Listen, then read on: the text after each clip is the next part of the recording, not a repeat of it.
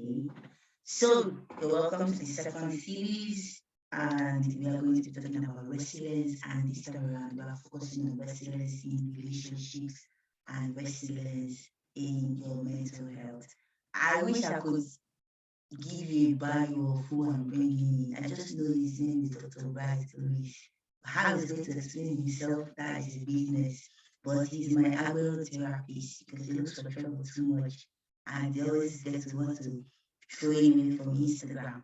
But he's my perfect agro therapist and he's here today. And he's also a surgeon, which is quite interesting. But one day I'll ask him how he's navigating everything. But he'll tell you about himself and he'll tell us about resilience in relationships and in your mental health. So, Oga Bright, the floor is yours.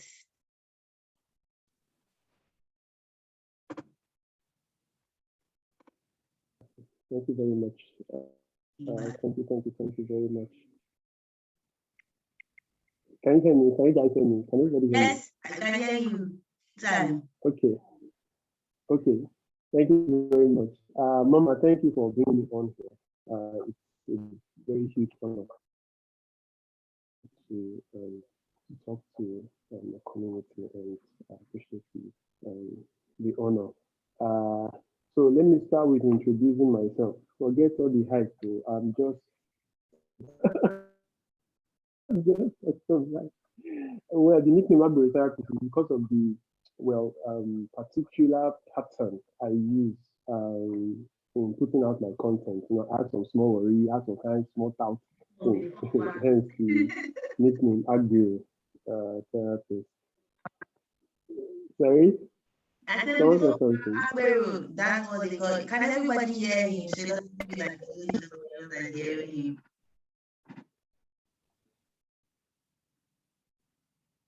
Continue. Okay. All right. So my name is Bright Oris. I'm a medical doctor, a master linguistic programmer, also an emotional intelligence coach, a relationship and marriage counselor, and all health influencer. That's what I do. Yes, I have. In fact, let's leave all those different nonsense qualifications. Anyway, what I'm here today is to talk about resilience in mental health, in relationships, and in physical health. Now, when she told me about the whole topic, I was interested because I'm very big on mental health, especially impact on relationships, because that is like my passion. Follow me on Instagram, you see that's the entirety of my page. That's like almost what I do every day on my page, tackling issues relating to relationships, marriages, and infusing, healthy positive beliefs into those issues, seeing things from the optimistic point of view. So about this topic, resilience in relationships, I believe you guys already had started this new conversation about resilience already. So I think to an extent there is a little understanding of what the meaning of resilience is, to bounce back, spring back, ability to adapt to situations in a positive way, not negative way, because you are going to adapt either way. But resilience is the ability to adapt positively in any adverse situation. Understanding that this life is going to throw some situations and stuff that are not so encouraging your way. Now, resilience is your ability not to fall apart every single time something happens that does not go according to your plan. We are talking about the question excellence, perfection, how to strive for perfection, and why. So for people that say they like to strive for perfection every now and then, what happens when you don't meet that target? What happens when you don't meet that excellent mark that you set for yourself? What happens? You fall apart. So your ability to adapt despite the results you get, that is your resilience. Adapt in a positive way. That is your resilience. I'll just start with just a little definition. Resilience is the ability to mentally or emotionally cope with adverse situations, right? The ability to mentally cope with adverse situations. It exists when you use mental processes and behaviors to promote, your internal well-being and make sure that it is not falling below the standard that you were going on before. That is the whole idea of resilience. So it's positive adaptation. So if you don't go out, go back with anything, go back with this. Resilience is positive adaptations to your surroundings, to situations, to stuff that hits you at work, at school, in your relationships, and when relationships, not just in romantic relationships, relationships with your friends, parents, colleagues, co-workers, and acquaintances. So that is what resilience is. So when stuff happens, right? When stuff happens to people, um, let's say a typically a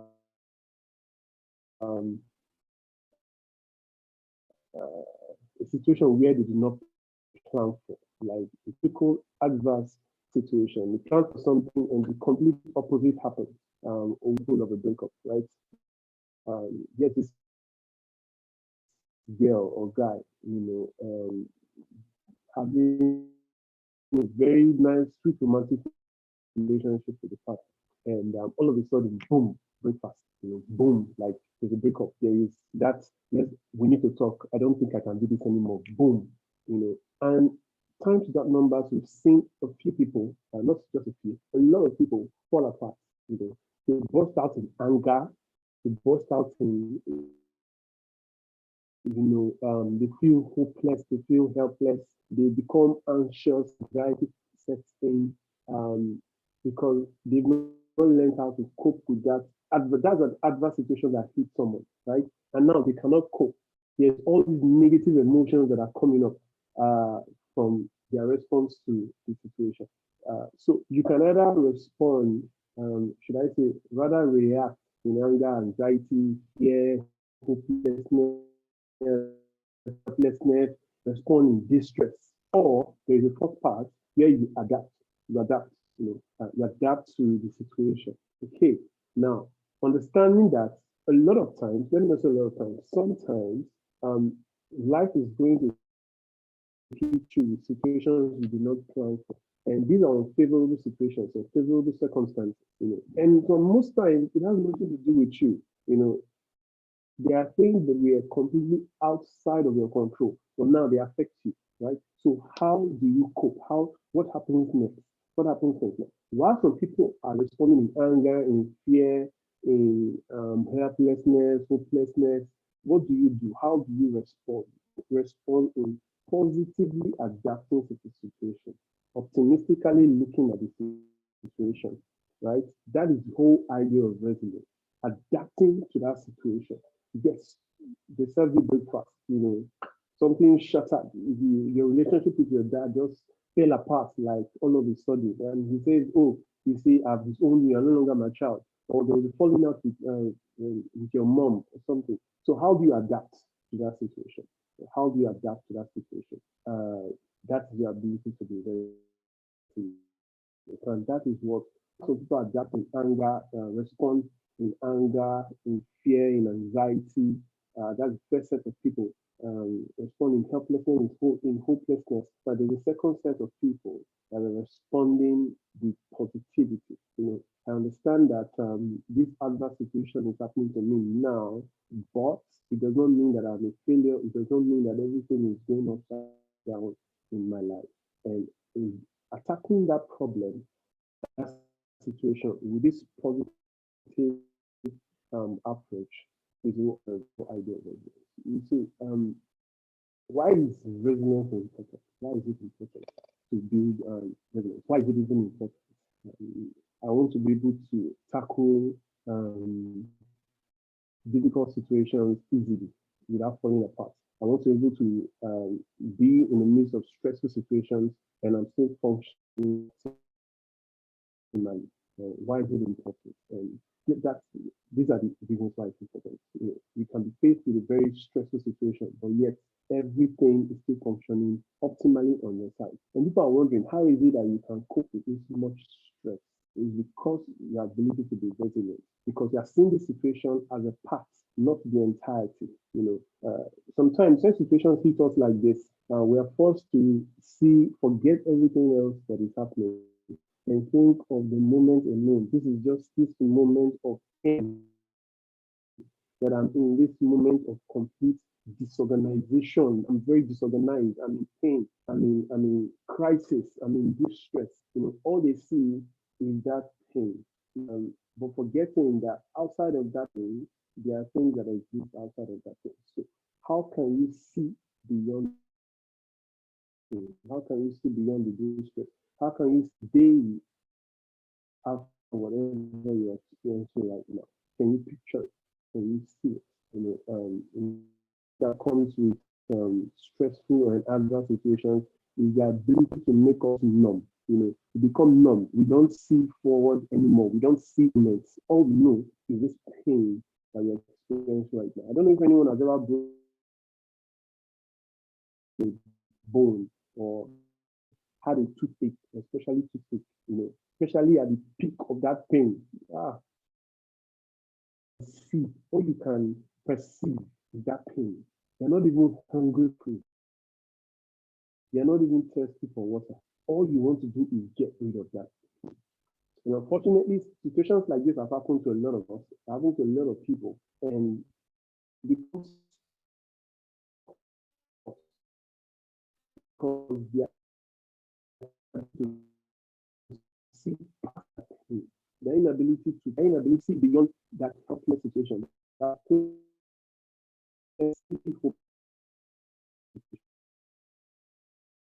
and they become numb, they become moving forward. Resilience helps you to achieve your goals. Resilience helps you in that journey of excellence. A lot of you say you're going for excellence.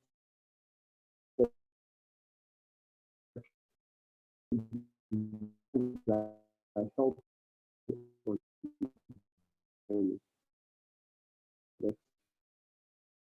the ability to bounce back, how far you can go in the pursuit of excellence, in pursuit of perfection. In whatever challenge, in whatever ability to determine how far and how fast you can achieve those goals. It gives you strength needed to accomplish your goals in life. It's resilience that does that. Because you see, in this life, people say life is not a bed of roses, a bed of roses and all that. A lot of situations are going.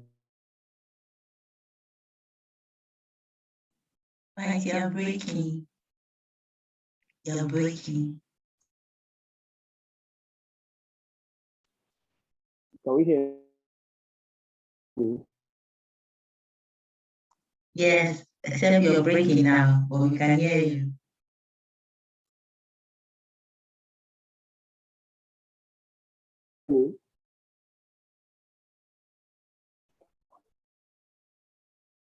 Is it my internet or your internet? I don't know which one, but let's see. You can't tell, no. Well,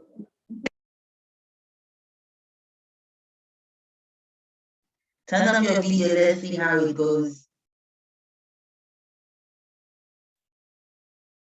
I'm also breaking. It's my internet. Okay, all right. I'll try to fix that. It's my internet. Okay. I can hear you. Yeah, so yeah, continue. That's fine.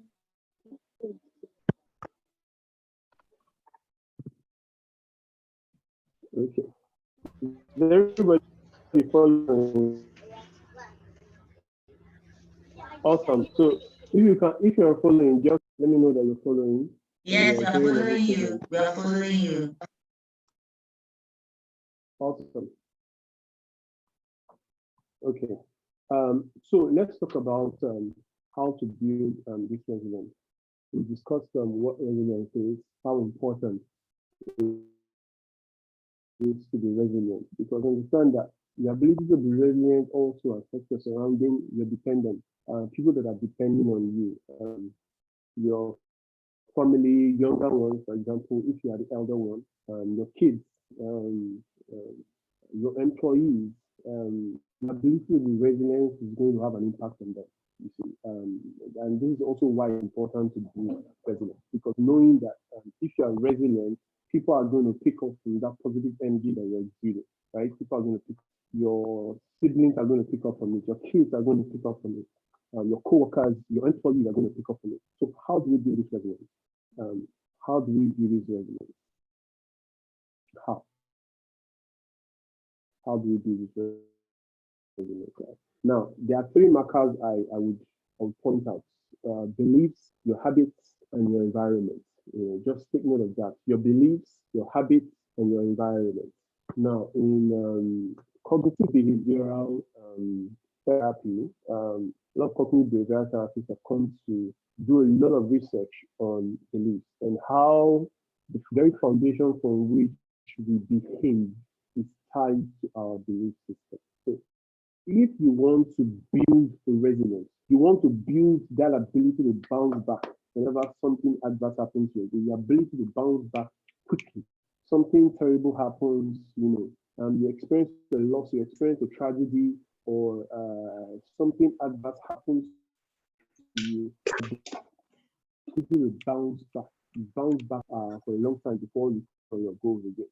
Um, it's tied to our belief system. So the question is, what do you believe? What do you believe? What do you believe?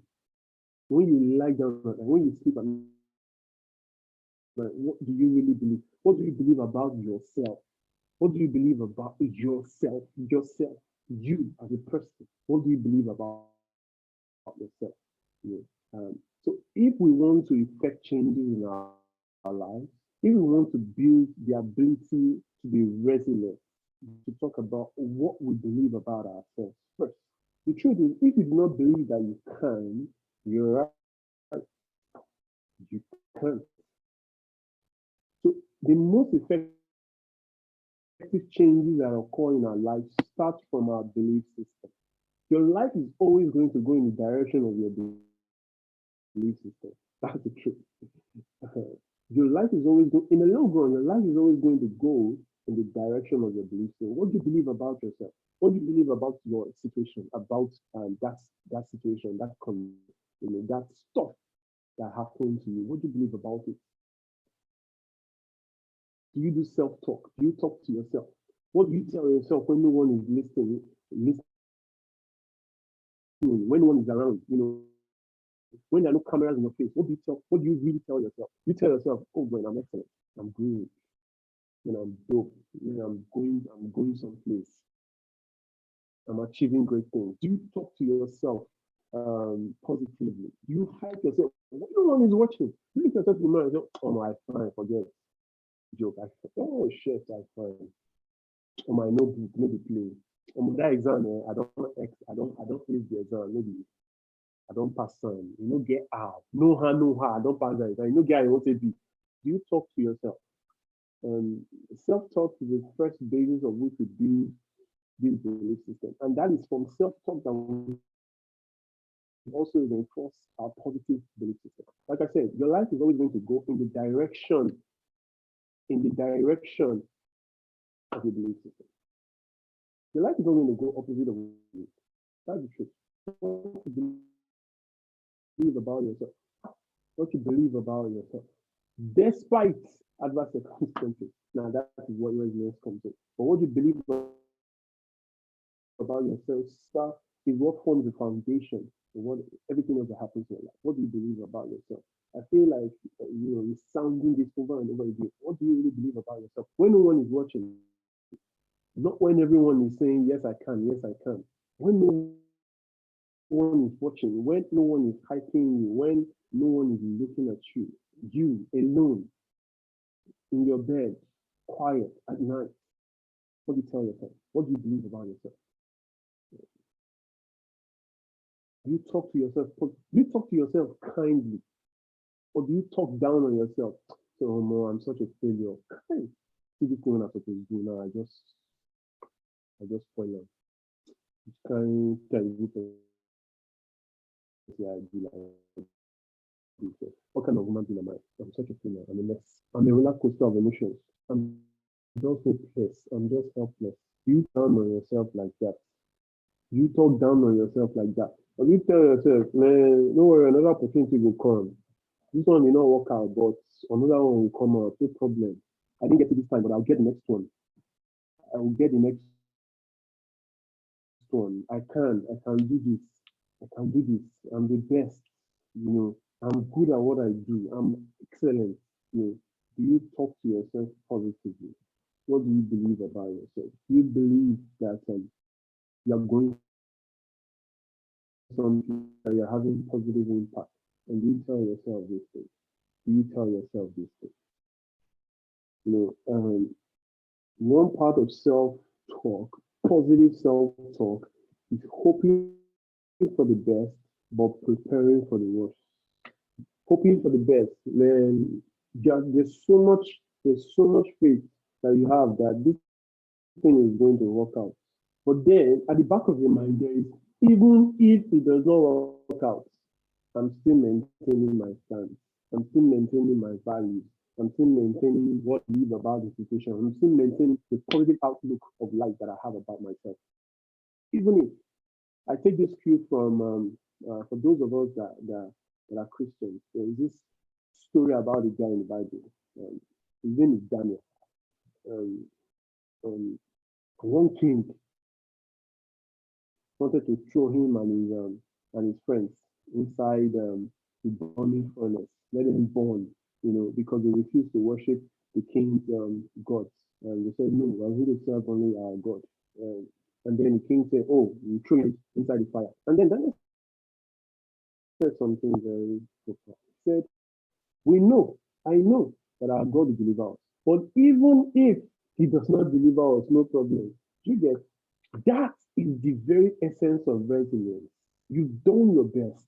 You've put in all your effort, and you're hoping for the best possible outcome from that situation.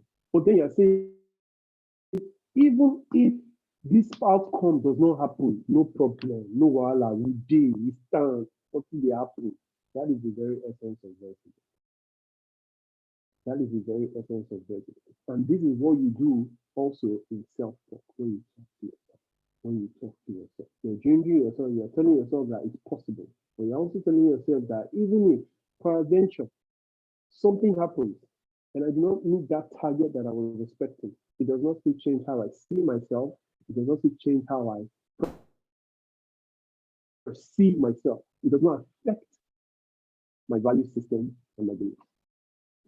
It does not affect my value systems and my beliefs. What do you believe? What do you believe? Do you empower your positive beliefs or you challenge your positive beliefs?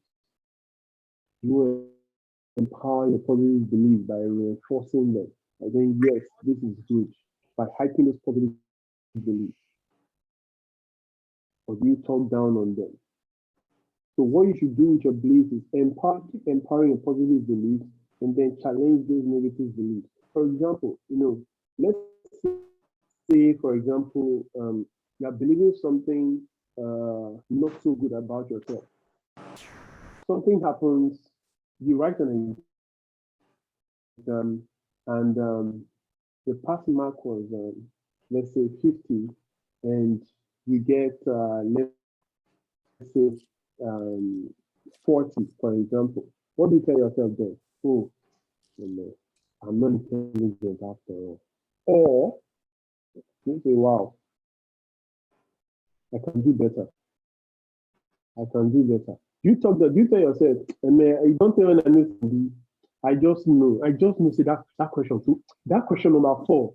Now that question will fail me. I just know seeing that question I for I just know seeing that decision when I make. That's how I know I will not do that thing. If I had known, I would not have made that decision. I would not have made that choice. That is why. Or do you tell yourself there's another chance for me to show for people? I'll learn from my mistake and I'll bounce back. Do you challenge your negative beliefs or do you empower them? Do you empower your positive beliefs or do you challenge them? Now, if there's a negative you have about yourself, if you feel I'm too dull, fragile, an emotional roller coaster, challenge it down. For example, now this is something I teach some of my clients during counseling. I tell them to write down what they believe about themselves. Tell me what you like about yourself. Oh, I like my hair, I like my face, I like my eyes, I like my ability to come through for people. I'm very kind, And then what you don't like about yourself, what things, behaviors don't you like about it, and you challenge those belief systems. There's always a belief system that empowers certain actions in our life. So if you locate an unwanted habit, an unwanted action in your life, there's an underlying belief that is empowering it. So in order to take apart that action, you have to go down to your belief. What do I believe about myself that is empowering these negative emotions that I'm experiencing? This feeling of anxiety, this feeling of fear and worry that I have. What do I believe about myself that is empowering me? Why am I worried? Then you write it down. I am worried because, and then you keep writing. I am worried because, I am worried because, I am worried because. So by the time you finish outlining all those reasons you are worried, and then begin to challenge them. Begin to challenge them. I'm worried. I don't know if I will have enough money to do that, to start up that business, for example. I'm worried because I don't know me and my mom was speaking terms again. I'm worried because I don't know if I will be ever good enough for my partner. You write it down and then begin to challenge them. Why don't I think I will be good enough? You write that reason down and then you challenge that reason with another question. And you find out that when you challenge these things to roots, you realize that it's something that you can answer. It's something you can correct in an instant. And when you correct it from that foundation, that belief part, you find yourself empowered to overcome that particular challenge. So after your belief system, next is your habits. When I said, how do you build resilience? I talked about your belief system. The very foundation of any change that we want to experience starts with our belief system. What do you believe about ourselves? The next is habits. So like I said, belief system is what empowers our habits. Habits are actions that we carry out over time that we now do it repeatedly and sometimes unconsciously.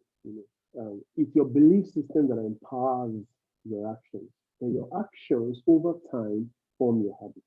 Right. So we see how habits and belief system are linked. So if you really want to affect new habits, new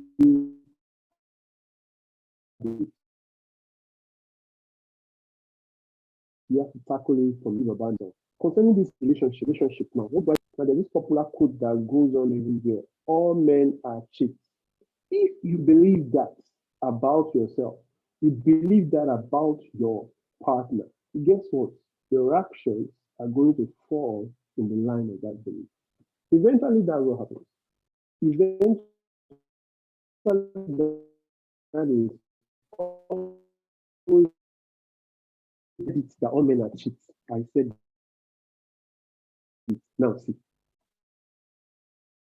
the belief system. Now, can we control other actions? Of course not. But the belief system goes a long way.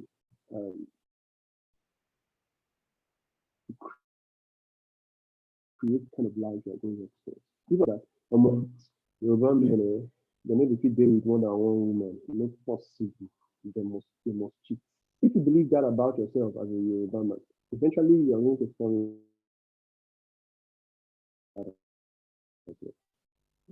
about yourself. Until you start effecting changes in those beliefs and challenge those beliefs, not just by saying no, it's a lie. No, challenge them. Do I think that this is accurate? Because my father was, because my mother was, because my uncle was, because my great grandfather was. So, do you mean there is no one that has ever lived a contrary opinion from this general notion? And the answer you give yourself is it's not possible that no one has ever lived contrary to general opinion or general inspiration. And then by that, they are not challenging that very belief that you have about it. They're challenging it. And then there's a guess. You can't say 99, you can't say 100%. So you now go back to yes, 99% might do this, but that 1% an insight. That 1% starts growing in your head. That's how you empower your positive beliefs. And that's how you ground your negative beliefs with questions and challenge them. So after we have formed habits, we form positive habits across our belief systems, our environment. And this is where we talk about our environment. Who are your environment? Your family, your social circle, which is your friends, acquaintances, colleagues, co-workers, and all that, your neighbor, and the school for those that are still role in your belief system. They play an important role in your ability to be resilient. How to be resilient. How to be resilient. So your environment. So what kind of environment do you find yourself in? Your environment is very important. There's this popular quote that says, show me your friend and I'll tell you who you are. Why? Because you are going to be influenced by your environment, whether you like it or not. So if you do not actively put checks and balances for these environments and the impact they have on you, you are always going to follow the stream. The way the wind is blowing, that is how you are going to go.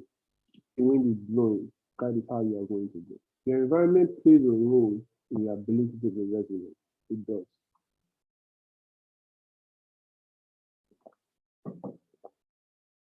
Is your environment protective or destructive? What kind of environment are you? Is your family a dysfunctional, toxic one? Or is it that family that empowers you, challenges you to be better? The kinds of friends you hold around, you keep around, are they the type that will talk you up or talk you down? Are they the type that will help you to do positive things and meet your challenges, or the type that will discourage you at every single point in time? Is your environment protective or destructive? You want to build a resilient mind, but your environment is going to have an impact on it. You want to build a resilient self, but your environment is going to have an impact on it. So no matter how well you try in your belief system, in your habits, if you're in an environment that is destructive, it's going to be a struggle.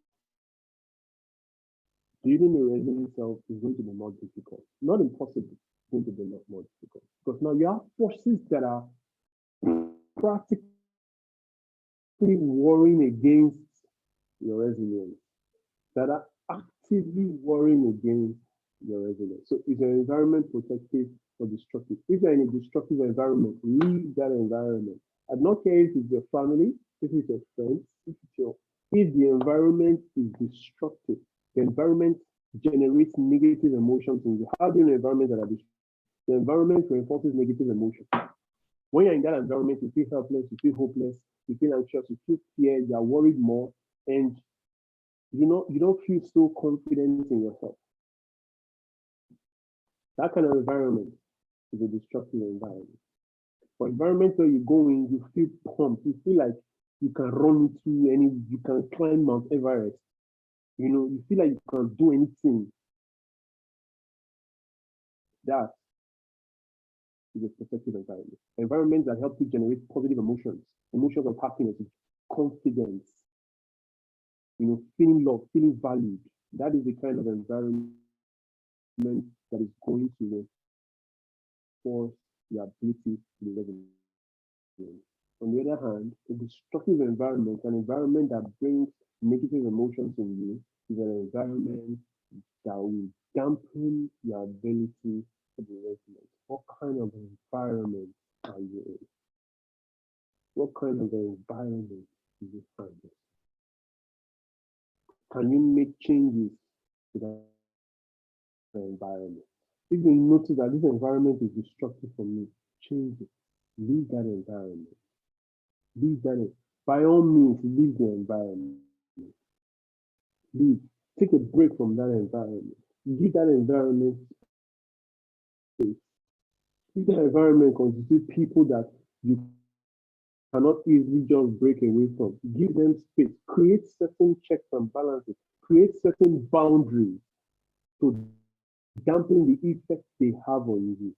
Create your own environment. Surround yourself with people that will hype you, up, that would encourage you, that will generate positive emotions in you. Not negative emotions, because positive emotions will reinforce a positive belief system, which will reinforce your positive habits, which will make you more resilient. And being resilient, you achieve your goals faster, quicker, better. Yes, so make sure environment is something you pay attention to. Sometimes we give ourselves some excuses like, no, there are some people in my life I just cannot break away from them. It's a lie you tell yourself. You have to stop believing that lie that you cannot make adjustments to your environment. Make a list of everyone in your life, both the people that have positive, any sort of influence you have on you, and then ask yourself, what kind of emotions are generated by these people to me? What kind of emotions do you generate? They help me generate positive emotions. Does being around these people make you feel worthless or feel valued? Does conversations with these people leave me feeling helpless, hopeless, anxious, worried, afraid? Or do conversations with these people help me feel confident? Help me feel confident. And then start making adjustments based on your assessment of how those people affect your mental health. Start making adjustments. People that generate feeling of anxiety, fear, worry, cut them off. Give them set proper boundaries. See, even if it's your parents, every time you speak to your dad, you're good for nothing. You never amount to anything. Can you imagine? Since 5 years now, you have graduated from school, you have not done anything with your life. You've not done anything with your life. The guy you want to live your life, that person, your father or your mother talking down on you, is a negative environment, and you should set boundaries with it. This is different from a parent that is actively checking you and trying to encourage you and give you that smack in the head if you are not behaving right. It's totally different than a parent that talks down on you every single time. They don't believe you can do anything good. They don't believe you can do anything. I think Lucy is asking a question. But just put down all the questions and I'll just answer it. I'm almost done and I'll just start asking the questions. Just write them down and nudge me when the questions start. Separate yourself from environments that do not empower you. Even if that environment is your family. Even if that environment is your family. Now here's where it gets tricky.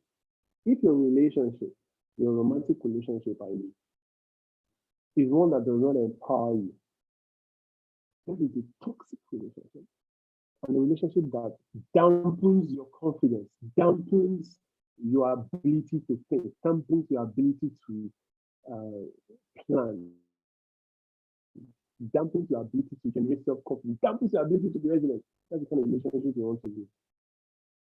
No encouragement whatsoever coming from that angle. Only discouragement. Only you cannot do it. Only what can go wrong. That is only what that person is pushing on your mind. That's the kind of environment you want to give space. I don't care. Like I said, it doesn't matter if this person is your father. If they create an environment that does not empower you, that is the kind of environment you should give space. That is the kind of environment you set proper boundaries and keep them outside.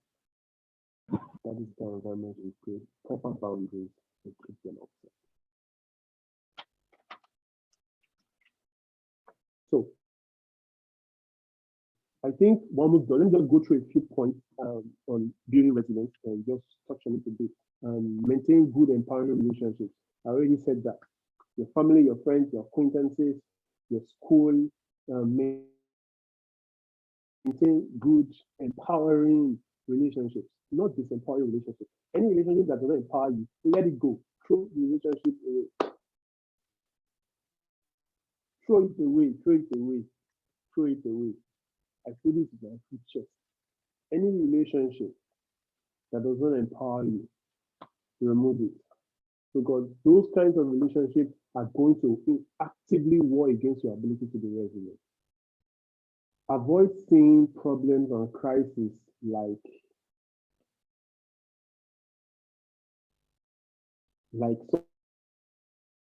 something that you cannot recover from. A lot of people, they want to avoid problems, anything challenge, they want to avoid it by all means because they don't know how they are going to be after. They don't know the kind of effect it will have on them. See challenge, run into it. See that challenge is standing in the way of your goal. Run into the challenge. What's the worst that can happen? This is a lot. Okay. What is the worst that can happen from this? What is the best possible outcome? What is the worst possible outcome? And then I intentionally plan for the best possible outcome. But then, even if the worst possible outcome happens, I've already mentally prepared for it. So it's not going to really affect me. It's not going to really affect me. That's the ability to be resilient. That's how you become more and more resilient.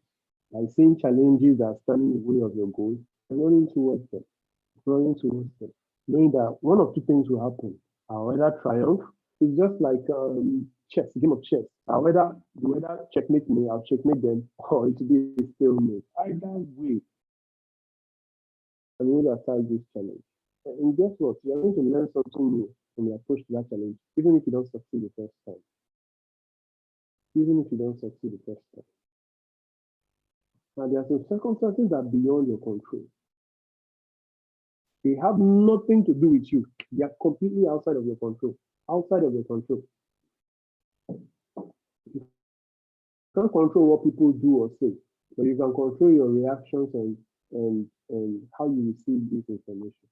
Now, understand that those parts that are outside of your control, which is actions that other people do or say, is completely out of your control. Accept it. Be okay with things not being in your control. Be okay with it. It's fine. This thing is outside of my control. It's fine. I'm okay. I'm okay with this stuff not being in my control. It's fine. It's okay. It's not the end. The ones that are going to be in your control will still come around. And because you have built yourself to make the right decisions, the right choices, you're going to make the right one. So those ones that are outside of your control will feel inconsequential at the end of the day. You'll feel inconsequential at the end of the day. You should be okay with things not being in your control. Things are not going to work out the way you plan, and it's okay. It's okay. It will not work out the way you envisioned. Yes, it's fine. Nothing spoiled. No wahala. You plan to hit the 100 mark, you hit 80, no problem. You plan to hit 100, you hit 50, no problem. You plan to hit 100, you hit 0, no problem. No wahala, nothing. Everywhere good. Everywhere good. Have you ever seen an athlete? One of these, if you've ever seen an Olympic athlete, guess what?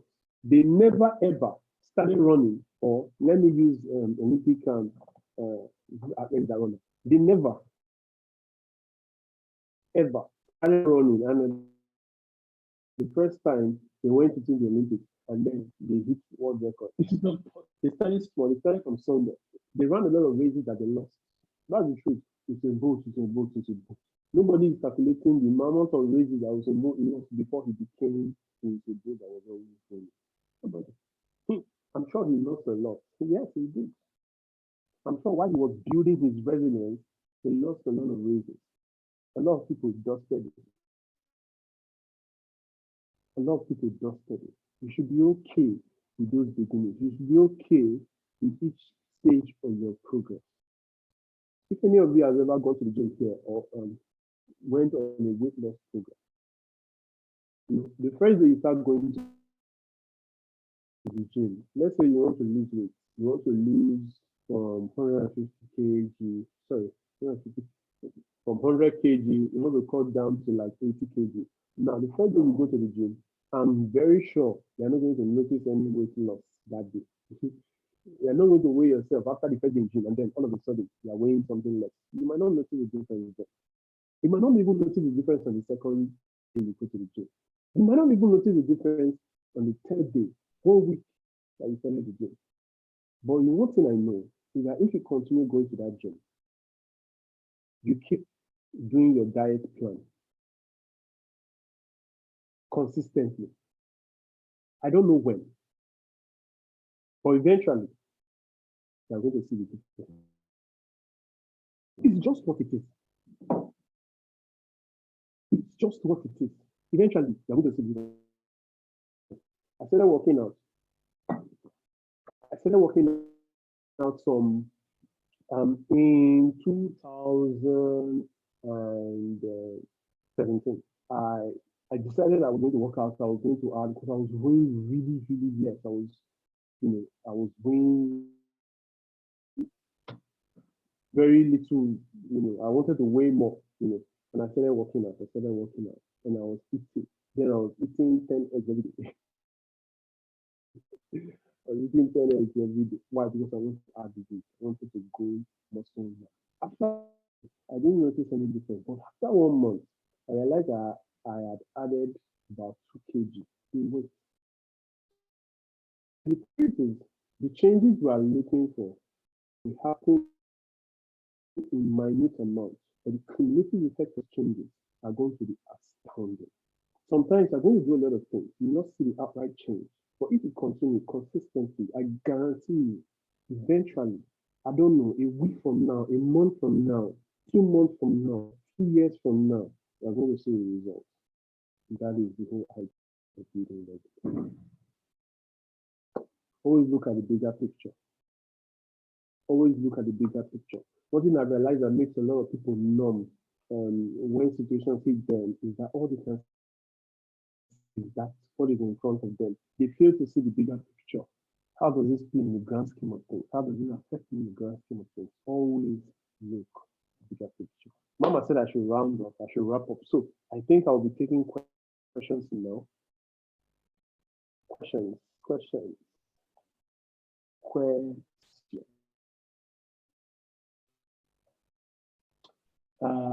Lucy said, just drop your questions in the chat, or if you want to ask them verbally, you can turn on your mic and ask.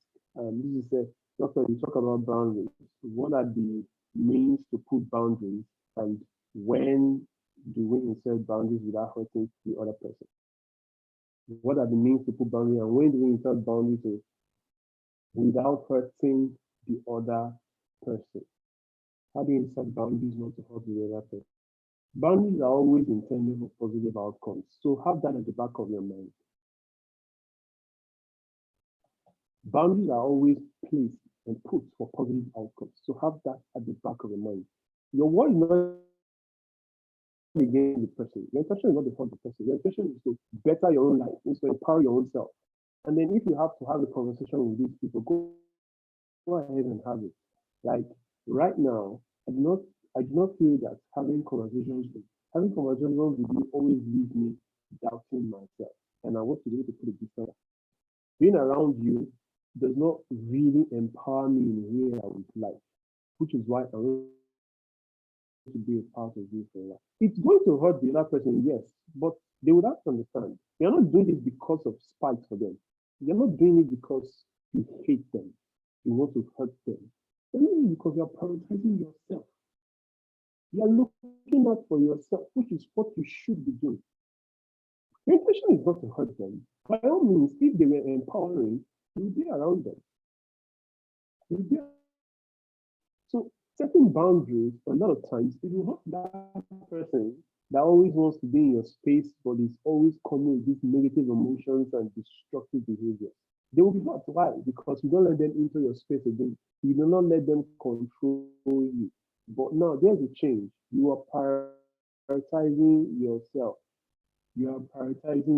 So sometimes ask the person, if I was around you and I was not positively empowering you, would you like me to give you some space? I'm sure the person will say yes.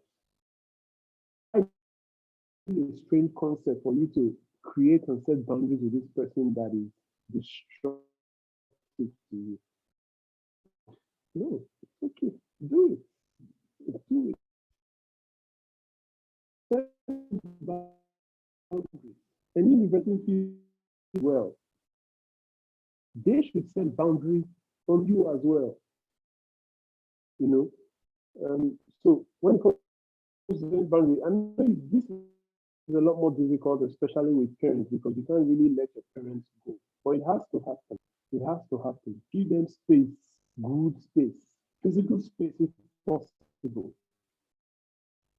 Okay. Uh, any other questions? Questions. Me, I don't have a question. I'm just shouting and hailing. If you guys don't have questions, please, okay, where can they meet you? And if somebody wants to hear from this able agro specialist and therapist, just let us know how can we reach you. I will drop his handles, or if they want to have those one-to-one sessions, expatiate on the things you've talked about.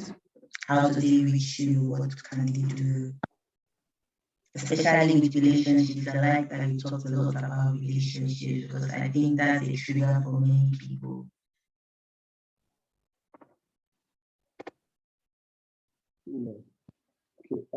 So my Instagram handle is Dr._Bright. The doctor is the 2 R at the end. DOCTOR_Bright. BRIGH.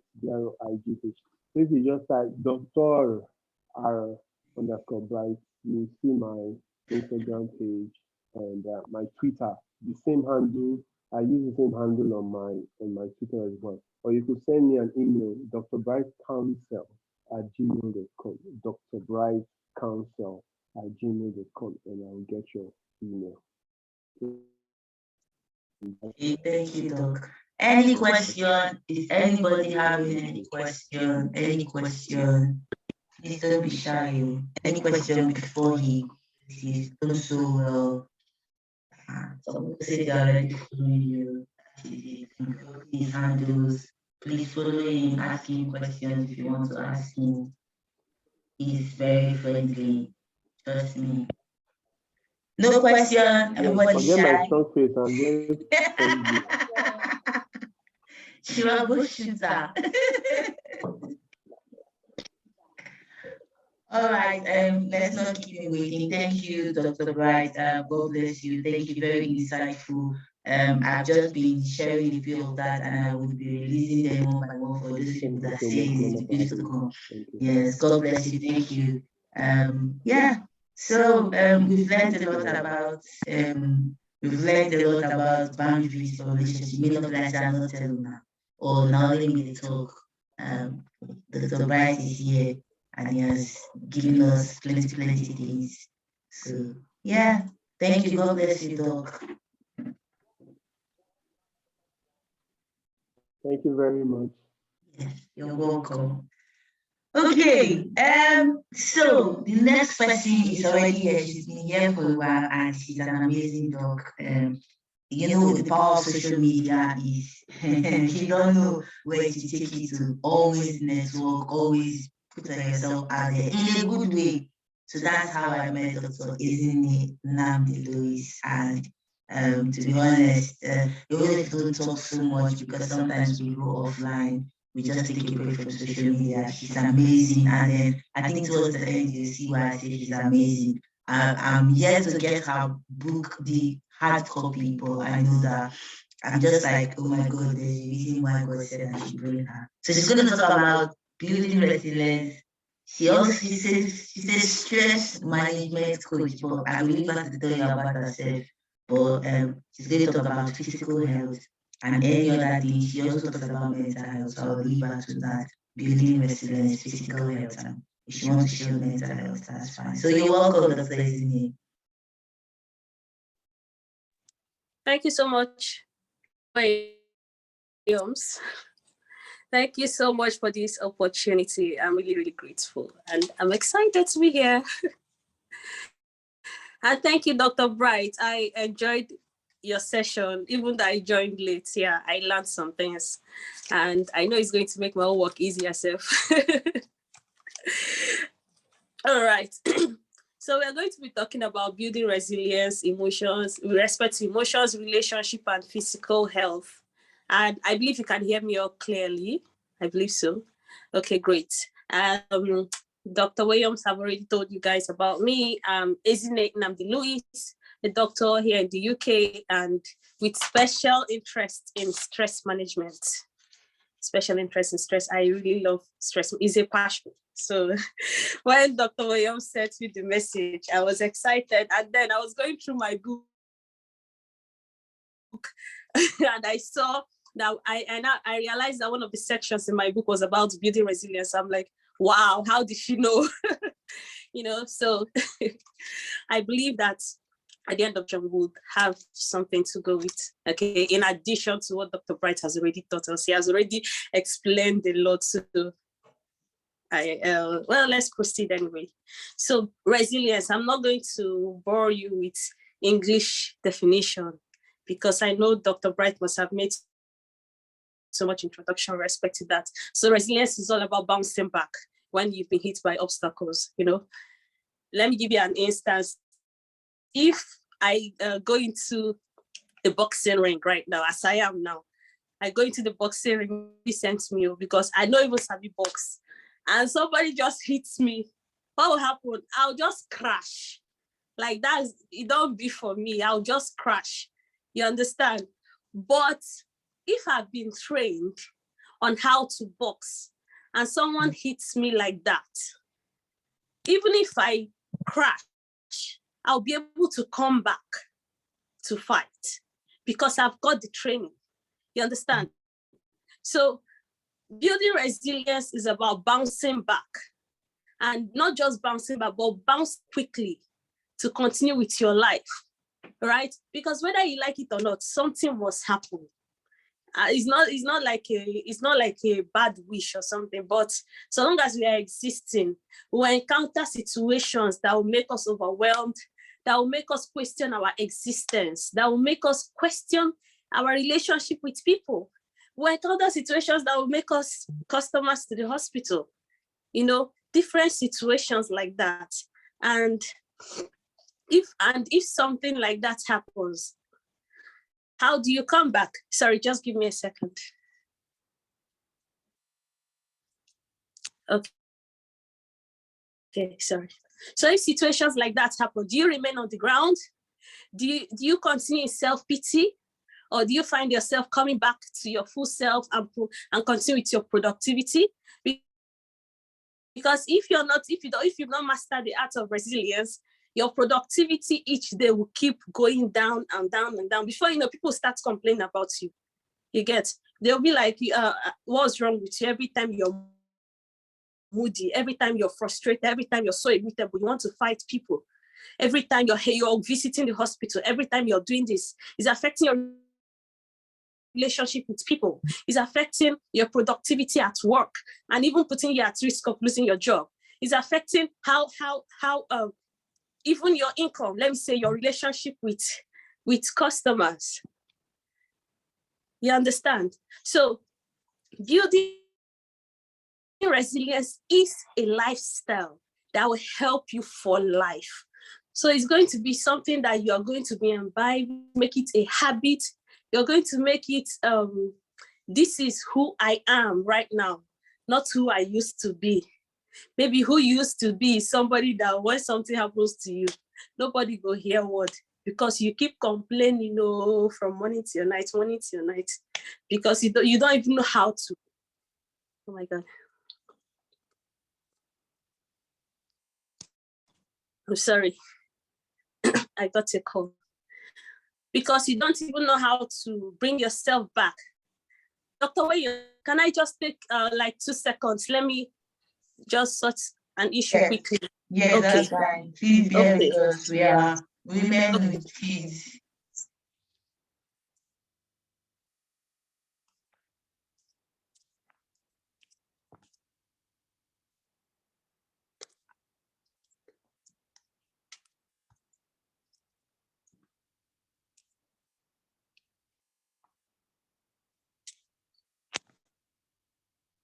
Okay, sorry, I'm back.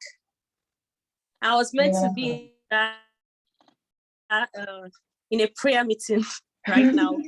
So yeah, so the time is the same. Oh, right. So I thank had you to for let being them here. know.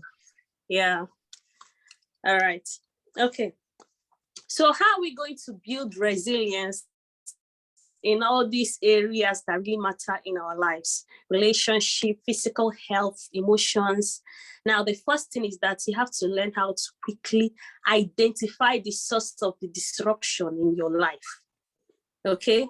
Because some people go through life, let me say, they find themselves constantly moody, having low energy to do things, but they don't even know what caused it, what triggered that situation. You get? So first of all, you have to know what is the source of this disruption in my life. And the ability to identify it quickly is the main thing. Okay, it's not something that you identify maybe 1 year later, you now be like, oh, just like Dr. Bright told us about environment, you now be like, oh, it's actually because of this friendship I had. Oh, no. Your ability to identify quickly and start taking action will help you to bounce back as quickly as possible, as quickly as you want. All right. So what are some of these triggers? What are some of these sources? He talked about environment, which can include your friends, your family. And then another thing I want to point out is social media. Which platforms are you following? Are there platforms that make you feel so terrible about your life, or platforms that always remind you that there is an error somewhere? There is something as in that you're going forward. Do you understand? Let me give you an instance. In 2018, I couldn't proceed with my career. It wasn't intentional. So it's just one of those things that happen in life and that you're not prepared for. So if I wasn't resilient enough, maybe by now you would have heard that, this one is now a psychiatric customer, a psychiatrist customer, because maybe I wasn't able to handle my situation well or something like that. So I wasn't able to proceed with my career.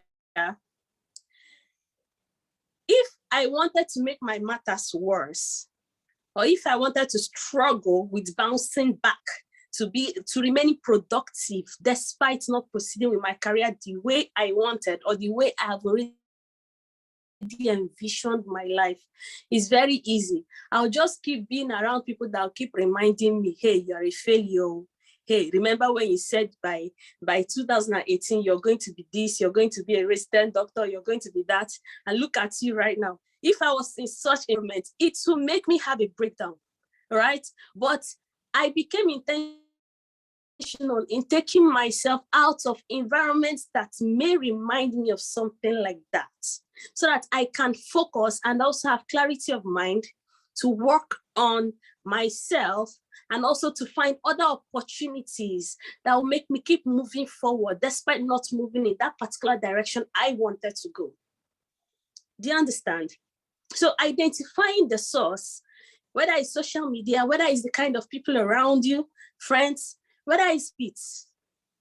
Let me say you find yourself becoming regular in the hospital, becoming a regular customer or client or whatever, patient anyway, sorry, in the hospital. Every time you're visiting the hospital because of cough and catarrh, and the weather is cold anyway. Identifying the source means the weather is cold. That means I have to keep myself well protected so that I won't be predisposed to any kind of infection flying around. Since the cold weather will make the environment for such viruses to thrive, that means I have to keep myself warm as much as possible. But if I'm not doing that, I'll keep going back to the hospital all the time. This is just an example anyway. Do you understand? So is it the habits you're keeping? Is it the environment you're in, like friends, family, social media? Identify the source of the disruption in your life. That will help you to take action quickly and bounce back as quickly as possible. All right? Now, the second thing is capture your thoughts early enough. It's been established already that the kind of thoughts you think will influence your emotions, which will also influence your actions. So they are all connected. All right. So what's going on in your mind? You have to be mindful of what's going on in your mind. Like let's not just be anything goes or any jargon just be crossing your mind and you're focusing on them, just like Dr. Bright told us about focusing on the negative. All right. So capture your thoughts as early as possible. I'll give you an instance. If you're in a long distance relationship right now,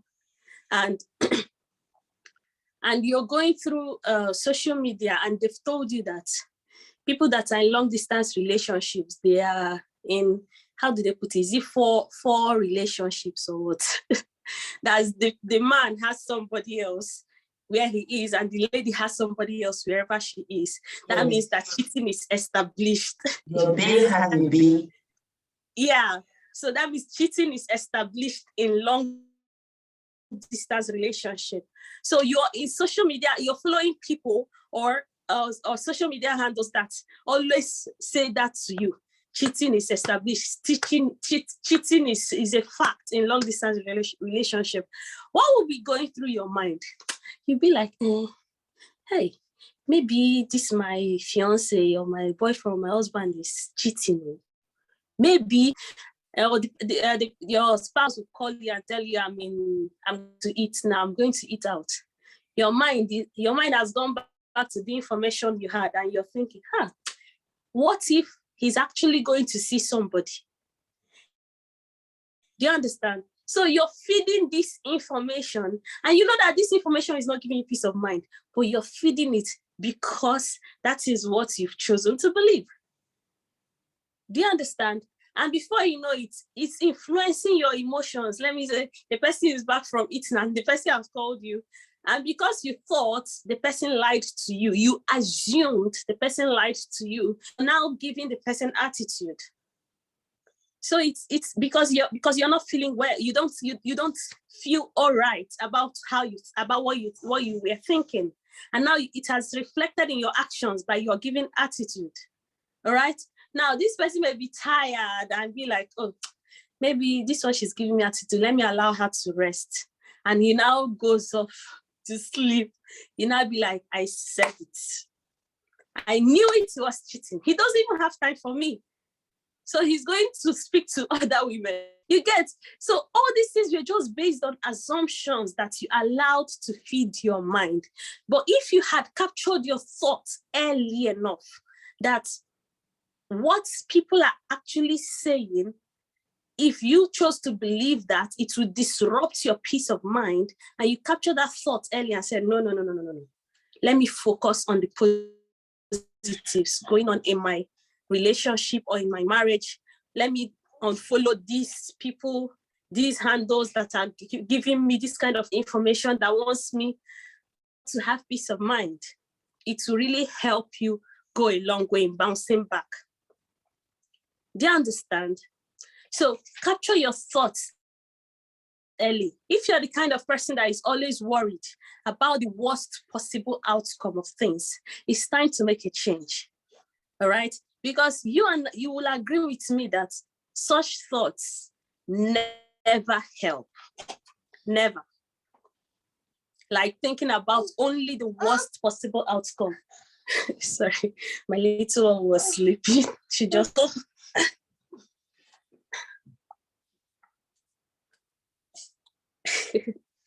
Okay. So you can try, let's try this simple exercise, okay? Just write in the comment section, if you had something right now that your friend said something terrible about you, how will you react? Spontaneously, you don't need to think so much about it.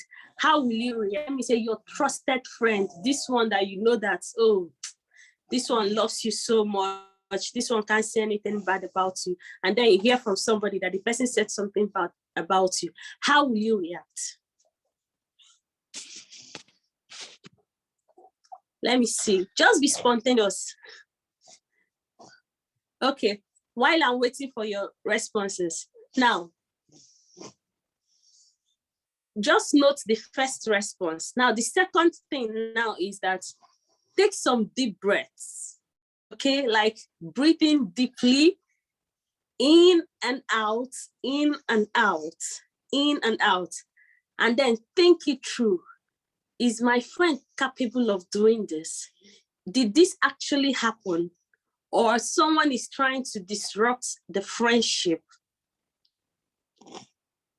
Take some deep breaths and then think.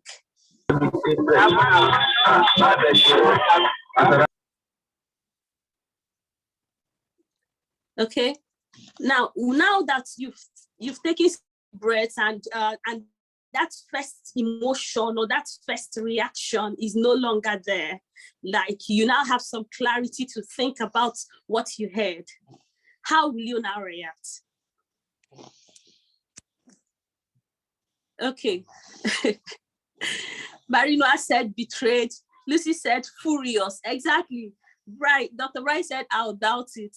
Dr. Bright, you've already mastered your resilience. So you'll be furious. Exactly. But when you've taken some deep breaths and question things, you realize that maybe it's not worth being furious over, because you've not even established whether this is something that happened or not. Right? So to be able to control what's going on in your mind, or to control the thoughts that you have in order to have a desired outcome, you're going to master the art of taking a pause before you act spontaneously. That means you have to master the act of deep breathing, or just taking some time to think through some things before you allow it affect your actions or emotions. All right. And then when you find yourself dwelling on only the negatives, it's time for you to find out, why am I dwelling on just these negative situations of life? Because it is not going to help you. This was my situation in, was it 2020, around 2020? Yeah. 2020, around December. I found out that I was having regular low mood. And from my knowledge, depression is having persistent low mood for at least 2 weeks, in addition to other symptoms, okay? So I found myself having persistent low mood for some days. I said, no, this is not normal. This is not normal. What happened? Why am I thinking like this? Why am I having this low mood? It occurred to me that there was something I wanted to have, and I wasn't getting it. So because of that, my happiness was gone. But it occurred to me that what if you get this thing that you've been clamoring for? Does it mean that your happiness will be restored? Of course, it's not guaranteed. You can't guarantee happiness in just getting material things. You can just get it. It may just make you happy temporarily, but before you know it, since man is insatiable, you start looking for something else. You start looking for something higher. You start looking to satisfy the pleasure or whatever it is with something that is much, much higher. You understand? So this goes back to capturing your thoughts quickly as possible, so that you take action and make a change before it becomes a problem. Before it goes down to something that's that may not now cost you money, because these days seeking therapy is very expensive. Even going to the hospital is very expensive, especially for those who do not have insurance. I know you agree with me. So the third thing is positive affirmations, right? Positive affirmations. Let me give you an instance. During the peak of COVID, I think that was 2020, yeah? Peak of COVID, there were so many uncertainties. People were worried, will I get COVID? What will happen? Because the media has painted COVID as something that was very, very deadly, even though, yes, COVID has taken lives, all right? When will this be over? We are now in lockdown. Are we going to keep wearing masks? I'm afraid. What if I catch it and infect my 85-year-old grandmother that is already weak? What if? So many uncertainties. So it was an era of perpetual fear for a lot of people, right? But so in situations like that, well, how will you build resilience? How will you help yourself cope and keep moving and staying productive and being useful to those around you? This is where positive affirmations come in. Before I proceed, if you have affirmations that you use regularly, can you share with us? Let me know what you affirm regularly that really helps you in life. So positive affirmations, they help you shift focus away from the seemingly unending fears. They help you have clearer mind to find better ways to cope. For instance, if you are working in a place where you have the increased risk of getting COVID. I'm using COVID as an example because it's still current. I say things like, my immune system is strong enough to stand the impact or the effects of COVID, such that you're reconditioning your mind in such a way that even if you get COVID, it's not going to weigh you down as much as the media is painting or as much as you've seen people go down. All right. So this will give you a sense of hope to keep moving despite the uncertainties. It doesn't mean that it's going to take away the reality. No, it only reconditions your mind to help you cope better and keep moving, irrespective of what's going on. All right. So what's your regular affirmations that you use? What are the regular positive affirmations that you use? I think for me, my personal affirmations, I think they are more scripture-based. I'm a child of light. I am tenderly loved by God. So those are the kind of affirmations I have. Because they just, if I use up my head, I just see them regularly. Yes. So the effects, there are several studies that have shown that affirmations are really, really helpful. So even if you don't have, I encourage you to start developing affirmations. And after this session, I think I have a 100-day affirmation. Will I call it calendar? No, it's not a calendar because it's in soft copy format. So I'll send it to Dr. Williams to send to you guys your emails or something for free. There are 100 of them. Okay. Someone say I may not be at the same pace with my friends, but I am moving progressively. That's a mindset shift. Okay. So as you're affirming these things, it helps you to have clearer mind to find healthy ways to cope with whatever is going on. If not, you're going to find yourself remaining in a state of perpetual anxiety, fear. You can't even do things well because I don't know why I keep going back to COVID. I worked in COVID ward and in respiratory departments, and I know what we saw in COVID. We saw with respect to COVID. So if, for instance, during that COVID era, my husband was always afraid, like so afraid. Like, what if he brings COVID back home and infects our little one and she gets COVID? But the honest truth, the reality is that all of us have been infected with COVID and we are fine at the moment. You understand? So these uncertainties, now another thing about uncertainties is that they may be real or they may be perceived threats. Okay? When you don't have that clear thinking, you may see small situations as something huge because your mind have blown it out of proportion and made it like a very huge perceived threat. But if you affirm positively over your life or over your situation, you have the clear mind or the clear thinking to actually see the real thing. Is this thing as huge as it actually is, or it's just a small matter that I can handle.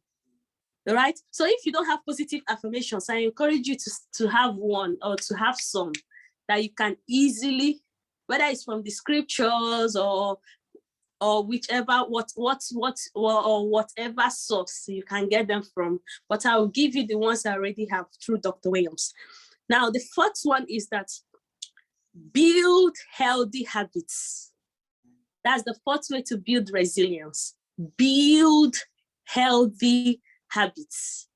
Just like Dr. Bright told us, setting boundaries is about yourself. It's about helping yourself. Okay, now building healthy habits is about helping yourself to bounce back when life happens. Because if we can predict the things that can happen to us, COVID was not predictable anyway. If we can predict the things that can happen to us, then we'll be ready. But because we can't predict them, that means we have to stay ready at times. So let me say, if we are talking about building resilience to physical, with respect to physical health, you have to have the right habits. You can't be talking about being strong physically when you're playing with your immune system. And what are the kind of things that can disrupt your immune system? Poor management of your stress. That one is fact, is established. Eating rubbish is established. Smoking is established. Excessive alcohol intake.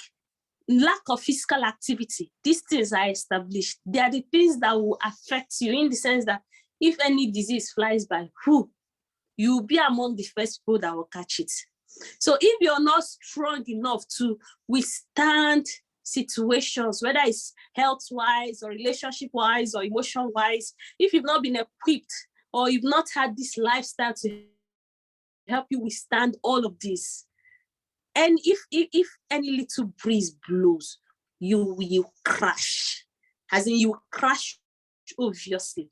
You understand? So you have to start developing healthy habits. This is not about waiting till you're 40 years or waiting till you reach a certain age. No, you don't have to wait. Because when situations happen, it doesn't ask you your age. No, it doesn't. It can happen to anybody. All right? So you have to start building healthy habits for yourself. You have to start eating right. You have to start staying active. Like if you're the type that makes you sit behind the computer throughout the day, intermittently stand up and take walks around the office or during your break time, take walks. When you're getting home, you can stop your keke or park your car far from where you live so that you can walk some distance to your house. That's where you're still staying active. All these things are building your immunity. And managing your stress is not by taking alcohol to calm your mind. That's one way to develop the habit of drinking, of which excessive intake would affect your immune system. So you have to find better coping habits. All right, I'm rounding off right now. So if you have any questions, please feel free to ask me, okay, in the comment section. All right, so smoking, that one, I'm sure that you must have heard it several, like over and over again, that one is a no-go area. So it's not even encouraged, not even passive smoking, not even shisha. You know what passive smoking is? When people are around you, you're not smoking actively, but you're just around the place where they smoke. You're still at the same increased risk of having health problems, just like the person that is actively smoking. All right. And the last one is getting adequate sleep. Gone are the days when we listen to motivational speakers that tell you if you want to be successful in life, you have to sleep 4 hours. No. Let me tell you something. Studies have shown that poor sleep increases your risk of heart diseases, brain issues, and then old age. Instead of, let me say genetically you were meant to have dementia, that's memory issues at 85 years of age. You're not having it at 60. You get? So your sleep is important. I'm not just talking about any kind of sleep, quality sleep, like you sleep, wake up feeling refreshed. and ready to do more for the next day. All right. So all these things will help you to build resilience to whatever life throws at you. It is a lifestyle. It's not just something you do today and abandon. No, no, no. It's a way of life. All right. And then in conclusion, finally, if you want to be resilient, you must filter what your eyes see. Filter what your ears hear. Filter what your mouth speaks. Filter what your mind thinks. It's just the summary of all the things I've been talking about. Filtering what your eyes see. No see the one way go cause you wahala, whether it's on social media. Once you start, or a picture, once you start seeing something that, no, this one no follow. Use the scroll, use your finger or thumb and scroll quickly. Filtering what your ears hear. Once you start hearing those toxic ones that don't uplift you, but only meant to bring you down, waka, keep walking fast. You don't belong there. Filter what your mouth speaks. That's where positive affirmations come in. And then filter what your mind thinks. You can't be dwelling on negatives and expect to try. In fact, if you keep worrying, if you are having negatives and having so much worries, you're also at risk of lowering your immunity and at risk of getting diseases and so many wahala that will even worsen your situation. Do you understand? So just, if there is nothing else you remember, just remember these 4 things I talked about. And if you have any questions, let me see. Thank you so much. This is powerful. I love that the mind, filter your mind, filter your this. It's not only filtering just your social media, let me tag in my photo. You need to apply those filters to yourself. And I really love that you guys you've emphasized so much on you are getting better for yourself, not for my neighbor. So a lot of time it's pepper them gang so that I can pepper them so that they will see, but it's actually for you. And again, it's still about habits, these little habits. Take a walk, drink water, filter what you're watching, filter what you're drinking. Those little things that we may overlook, those are the things that helps us build resilience. I don't know if anyone has questions, but for me, I just feel like I should take this in Savoy, not sit and then see how I can use it for myself. Anyone's got questions? It's really been an exciting time. Thank you, Doc. Thank you so much, Dr. Vega. Thank you. God bless you. Thank you. So it's really been insightful. It's little things. It's not grandiose things. Thank you, Dr. Ezinne. I really appreciate this. Powerful affirmations, what you speak. I'm telling Dr. Bright, I love you too. Everywhere is soft in Jesus' name. You may think it's a joke. My aunt used to have this affirmation for herself every morning when she goes out, before she goes out, she will say it to herself. And when they kidnapped her and took her to the native doctor, the man repeated the affirmation and said, "We are carry her away." That affirmation, that's what she says about herself. Carry her away, she's not fit for. So again, that's to tell you how powerful what you say to yourself. They kidnapped, she left her cousin's marriage, entered the car, and that was how they took her to another community, far away from home. But that word, for somebody who don't know her, for a native doctor who don't know her from nowhere, to repeat that, the realms, I don't know how spiritual people are, the realms get to hear what you say. So whatever you speak, whatever you say about yourself, it shapes your universe. So thank you so much, Doc. Thank you so much. I really appreciate it. Okay, someone says, can we have the record of this session? Yes, you can. I'm going to upload it on YouTube and people can watch it and share with their friends and be impactful. Just God will bless you as you listen, and I hope it changes your life. So yes, thank you so much. If there's no question, let's leave Dr. attend to our baby. Let's thank Dr. Bright for coming to come and give us this wonderful time. We really appreciate it. Thank you for the words of affirmation. Please, I will share your book so that if anyone wants to get it in Nigeria or elsewhere, they will be able to get it. If you want to talk to her about stress, maybe you feel Dr. Elvis, I will not talk to you, I'll talk to Dr. Ezinne or Dr. Bright. Feel free. You can go and talk to them. Okay, say thank you. Thank you, everyone. Dr. Ezinne is the way she has her name, that's how she has her name on social media. Let me quickly share her social media handles so that everyone gets to see. So thank you guys so much. So good. So if you want to buy her book on stress management, feel free, feel free. I will share it how much it costs and I'll get the link from her where you can get it. So yeah. God bless you all. Have a wonderful evening. Let me quickly share Dr. Ezinne's Instagram. That's our Instagram. So yes, Udiwa says, okay, some passports. You've enjoyed that. Thank you, thank you, thank you. That's you can follow her on social media. She has Stress We Are Done. Stress We Are Done. It's one amazing book. Please get it, buy it, read it. Go back to this session and enjoy it and tell us how it has impacted your life. Have a good evening, everyone. God bless you.